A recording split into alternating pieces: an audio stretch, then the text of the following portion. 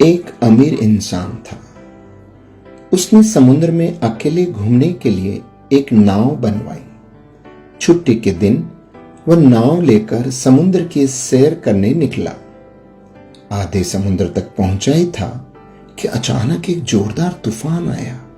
उसकी नाव पूरी तरह से तहस नहस हो गई, लेकिन वह लाइफ जैकेट की मदद से समुद्र में कूद गया। जब तूफान शांत हुआ तब वह तैरता तैरता एक टापू पर पहुंचा, लेकिन वहां भी कोई नहीं था। टापू के चारों ओर समुद्र के अलावा कुछ भी नजर नहीं आ रहा था। उस आदमी ने सोचा कि जब मैंने पूरी जिंदगी में किसी का भी बुरा नहीं किया तो मेरे साथ ऐसा क्यों हुआ। उस इंसान को लगा कि ईश्वर ने मौत से बचाया है तो आगे का रास्ता भी वही बताएगा। धीरे धीरे वह वहां पर उगे झाड़ फल पत्ते खाकर अपने दिन बिताने लगा। अब धीरे धीरे उसकी आस टूटने लगी। ईश्वर पर से उसका यकीन उठने लगा। फिर उसने सोचा कि पूरी जिंदगी यही इस टापू पर ही बितानी है तो क्यों न एक झोंपड़ी बना लूं। फिर उसने झाड़ की डालियों और पत्तों से एक छोटी सी झोंपड़ी बनाई। उसने मन ही मन कहा कि आज से झोंपड़ी में सोने को मिलेगा, आज से बाहर नहीं सोना पड़ेगा। रात हुई कि अचानक मौसम बदला। बिजलियां जोर जोर से कड़कने लगी। तभी अचानक एक बिजली उस झोंपड़ी पर आ गिरी और झोंपड़ी धधकते हुए जलने लगी। यह देखकर वह इंसान टूट गया। आसमान की तरफ देखकर बोला, हे परमात्मा, ये तेरा कैसा इंसाफ है। तूने मुझ पर अपनी रहम की नजर क्यों नहीं की। फिर वह इंसान हताश होकर सर पर हाथ रखकर रो रहा था कि अचानक एक नाव टापू के पास आई।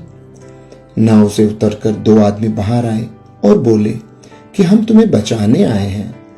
दूर से इस वीरान टापू में जलता हुआ झोंपड़ा देखा तो हमें लगा कि कोई उस टापू पर मुसीबत में है। अगर तुम अपनी झोंपड़ी नहीं जलाते तो हमें पता ही नहीं चलता कि टापू पर कोई है। दोस्तों, उस आदमी की आंखों से आंसू गिरने लगे। उसने ईश्वर से माफी मांगी और बोला कि हे परमात्मा, मुझे क्या पता था कि तूने मुझे बचाने के लिए मेरी झोंपड़ी जलाई थी। यकीनन तू अपने भक्तों का हमेशा ख्याल रखता है।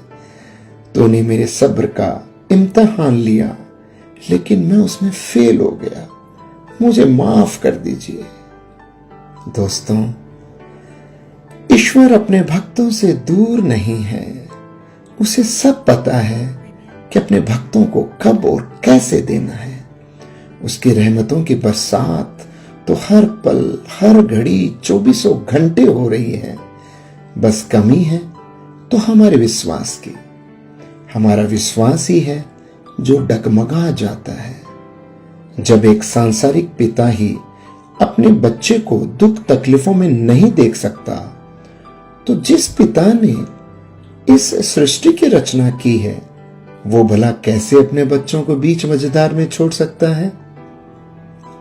प्रेमियों, दिन चाहे सुख के हों या दुख के, प्रभु अपने भक्तों के साथ हमेशा रहता है। राधे राधे।